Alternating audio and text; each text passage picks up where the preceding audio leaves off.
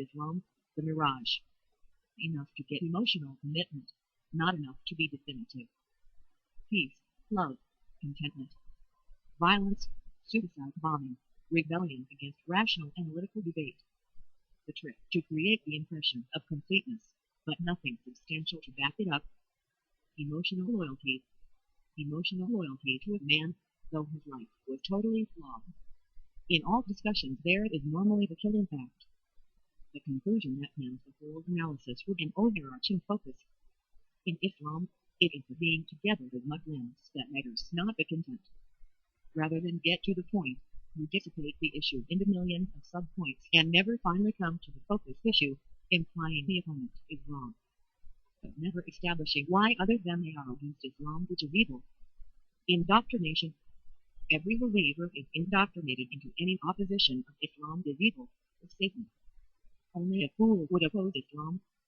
The reality is only a fool would not question such claims, need evidence, definitive argument, logic, not just emotional loyalty. This is the path of cults, of blind allegiance to a cause before any objective perspective is taken. Muhammad.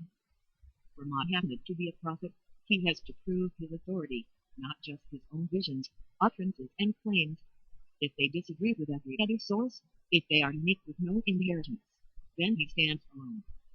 If his life as a whole is inconsistent, breaking the very morals he claims to stand for, he is a hypocrite who was corrupted by the very power and influence he so craved. The Quran. Islam is a belief system that focuses on the perfection of the Quran. The words are open-ended and often unclear, without interpretation and putting into historical and situational context, meaningless, door open to many different meanings. For a mirage, this is useful, so you can appear to be anything and everything to those around you, without contradiction. Where there is contradiction, you deny it, but use exact words to murder and mutilate those you feel deserve it.